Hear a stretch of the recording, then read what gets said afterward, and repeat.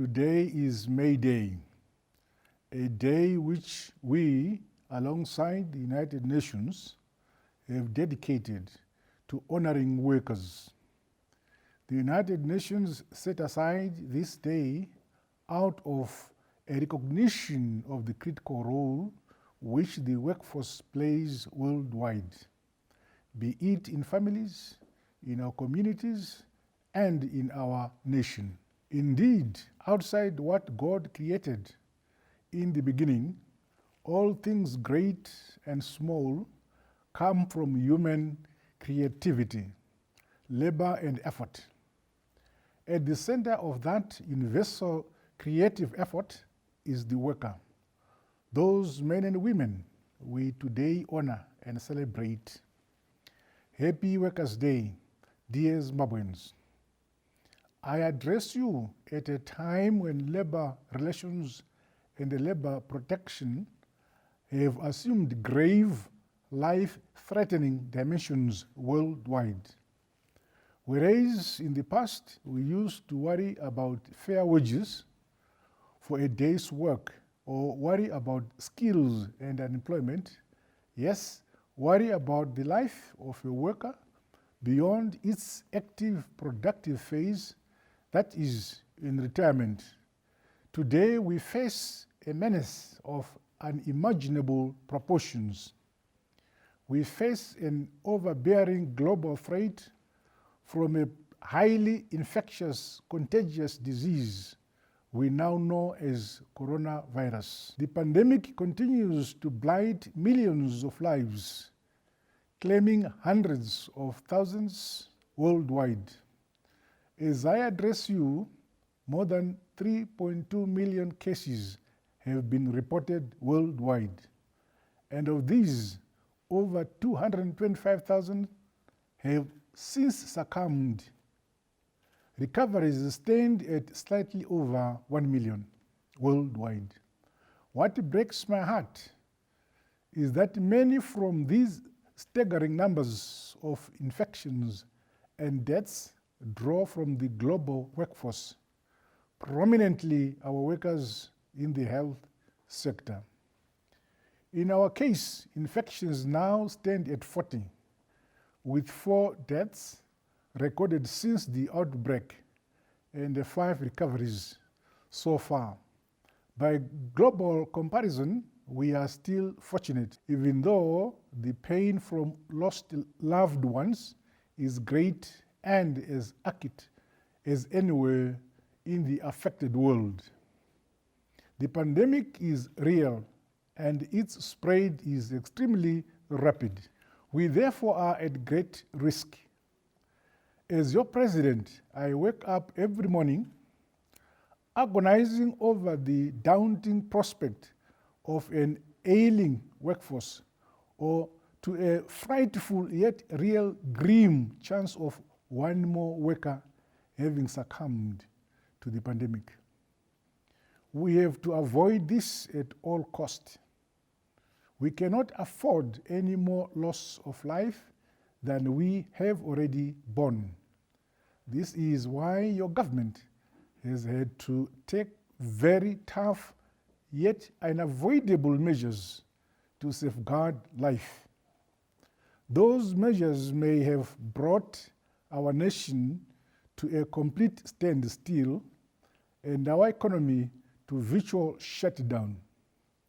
The challenges for you, our workers, and for your families have grown bigger and harsher. You have had to endure them with uttermost pain. There is more to the virus in relation to the worker. Not only has it stolen more lives, but daily threatens your jobs and thus your livelihoods. Families are in distress, as is also our entire economy. The greater part of the workforce stays at home, often without income. By extension, social life has been on total lockdown, making life very difficult for everyone. I emphasize greatly, but dread the inevitable horror of any let-up, we have to stay the course until we flatten the curve, slow down the spread, and eventually overtake the pandemic. Today, no one can plausibly argue that capital alone creates wealth or that technology alone manufactures wealth. Indeed, that natural resources, important as they may be, cannot alone pass for wealth. That too means at the heart of national policy must be the sustenance of this key cog in the social production of life itself, namely the worker. The worker must be able to reproduce his or her life, so he continues to work for humanity.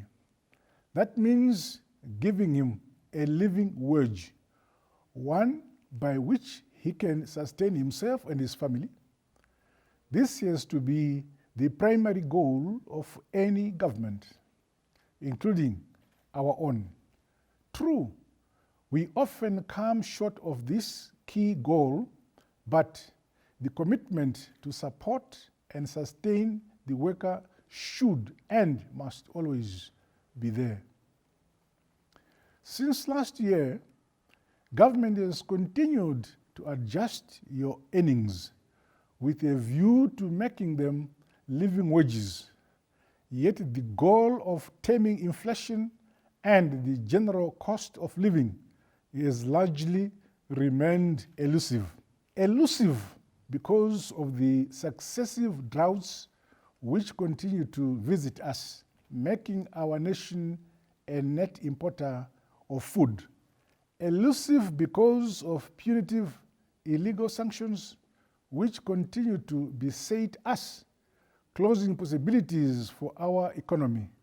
And now, even more elusive because of the global COVID-19 pandemic, which has thrown us and the rest of the world off rail into a severe recession. Predictably, our economy will close the year in the negative territory. So too will economies of the world, including the strongest ones. For us, agriculture, which is the mainstay of our economy and the biggest employer of our workforce, must recover and be sustained to make us a food-secure nation. Government continues to unveil a number of initiatives, including smart agriculture, presidential input support scheme, and a greater thrust on irrigation development to ensure precious jobs in the agricultural sector are secured and expanded. We must step up irrigation, both small and large scale, for climate-proofed agriculture and thus create jobs. We have targeted 80,000 hectares for irrigation under A2 and another 20,000 hectares under A1 and for communal areas. In the interim, and in view of the successive lean years we have had, government continues to import more food for distribution to all our people, including to workers and their families, be they in rural or urban areas. We have expanded food distribution into urban areas to take care of our workforce, especially in these distressful times. The silver lining is that the prices of maize on the global grain market continue to soften, with some of our neighbors who had better rains than us reporting significant surpluses. Apart from agriculture, the mining sector is key to overall job creation. Even at the height of the COVID-19 pandemic, we shielded this critical sector, which kept many families going and our economy afloat. As with agriculture, There is lots of self-employment, principally in the subsector of artisanal mining. Now that security concerns in that subsector have been stabilized, government will move resolutely to ensure clearer claims and mining rights and to support artisanal miners financially, technologically, and by way of better marketing mechanisms, especially in the area of gold production. I'm happy that while platinum prices have softened, those of iridium, rhodium, and palladium continue to firm up, with the last two trading at about US $8,000 and US $1,962 per ounce, respectively.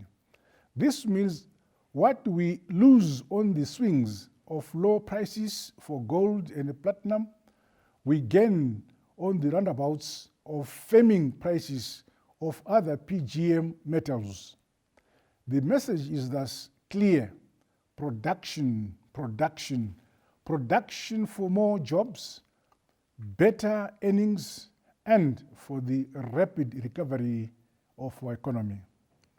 Mindful of the need to ensure safety of our workers from COVID-19 infections, we have now cleared the way for the opening of our tobacco floors. The measures we have taken to safeguard the safety of our workforce include a decentralized marketing mechanism, enforcement of screening, and observance of social distance during trading. We have also put in place bookings and deliveries which limit the numbers that gather around our floors on any one trading day. However important tobacco is to our economy, we should put the life of the worker above profit. While the global focus may be on workers in formal employment, our own peculiar economic circumstances require that we place greater focus on small to medium enterprises and on the broad informal sector. These subsectors have sustained the greater number of national livelihoods as our nation battles myriad adversities, whether natural or man-made. This means our programs aimed at defending and sustaining worker welfare must put these two subsectors at the heart of our policies.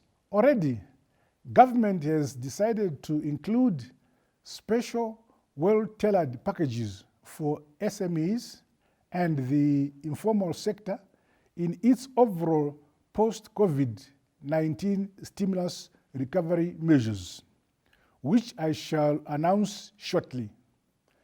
The COVID-19 global pandemic has been a wake-up call, which has shaken us all out of complacency.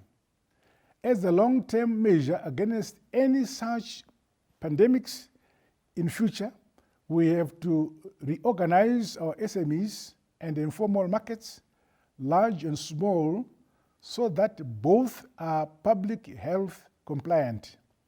That means spacing units and markets in line with requirements of public health standards, which must become a mandatory part of all our human activity and settlements. This is one big takeaway from the pandemic and one with a direct bearing on the worker.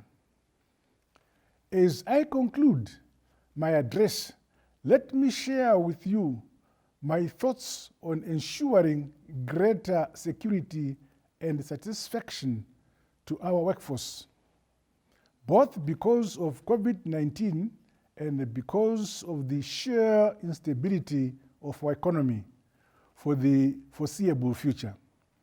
A paradigm shift in respect of worker welfare has become more than necessary and urgent.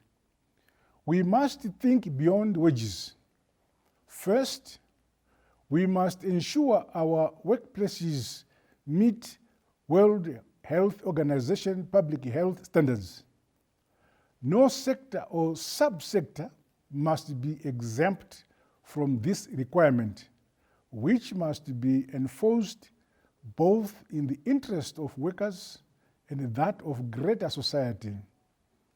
Going forward, public health yardstick will be foremost in the way we organize our businesses, all business premises and workstations. Second, we must ensure proper personal protection, equipment, and facilities at all workstations. Again, this must be in line with World Health Organization standards, which our health inspectors must enforce vigorously. The health inspector shall be a key persona in industrial relations and at all places of work, which must be repurposed towards public health exigencies and goals. Third, we must include in the workman and woman package issues of health care giving. That makes the issue of disease and virus containment and cure much more than a private family affair. It is as much an issue for the employee as it is for employer and government. Our issue together, all our health facilities must match the demand for health services by our nation, both by way of numbers and by way of capabilities. Again, this puts the worker at the center. Fourth, a well-housed workforce is a bulwark against epidemics and pandemics.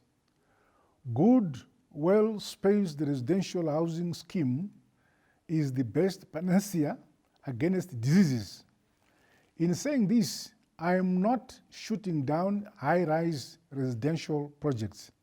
Rather, I'm emphasizing that such housing schemes should not translate into untidy, overcrowded, and unhygienic settlements devoid of proper public spaces, adequate amenities, and recreational spaces and facilities. Fifth, delivery of public utilities and services in both urban and rural areas must match up and meet public health standards. To that end, our planned urban renewal programs, mooted in Mbare and subsequently launched in Mutare's Sakuba high-density suburb, should henceforth receive attention and matching resources. They are, after all, habitants of our workforce, which deserve nothing short of livable conditions which approximate the wealth they create for our society. A broad, multifaceted, all-encompassing social program must be put on the table, with the private sector involvement being enlisted and encouraged through various incentives.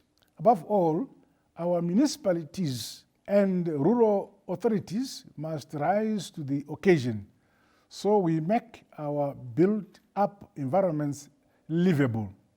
Sixth and last, from a consolidation of all of the above, every employer in whatever sector of our economy must and should think beyond the weekly or monthly wage.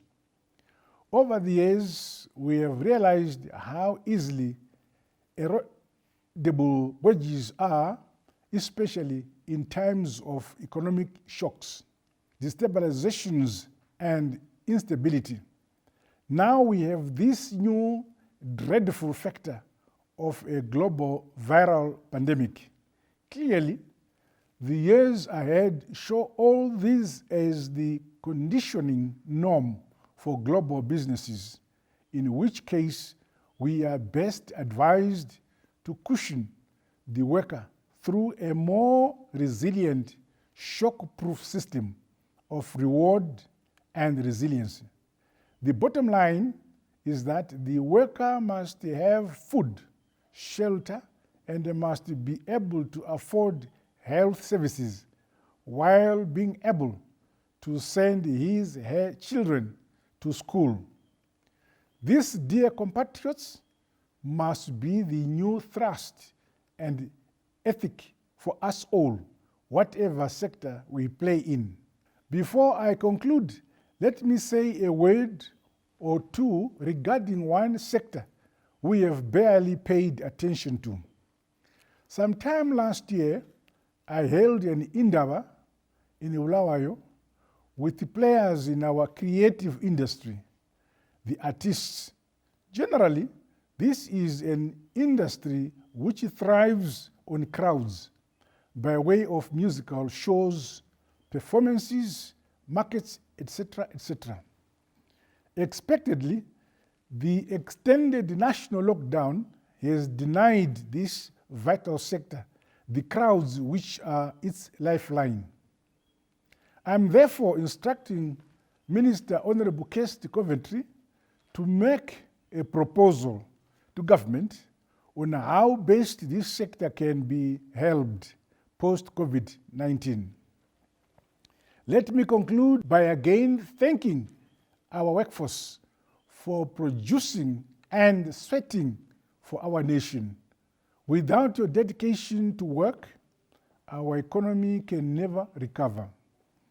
In the same vein, I want to thank you all for abiding by the very difficult measures we put in place to safeguard our nation and with it, your families, which were at great risk from the COVID-19 pandemic. The battle is not yet won, and we should not lower our guard. Let me also heartily thank all our employers for standing by and supporting our entire workforce during the national lockdowns. This makes for good industrial relations, indeed for stability at workplaces. Above all, to thank employers most heartily for generously contributing to the national response to the COVID-19 challenge.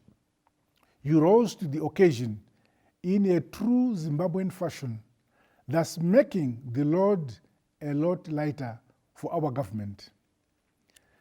Let the lot of the worker continue to receive our uttermost attention and support. I thank you, and once more, Happy Workers' Day, Zimbabweans.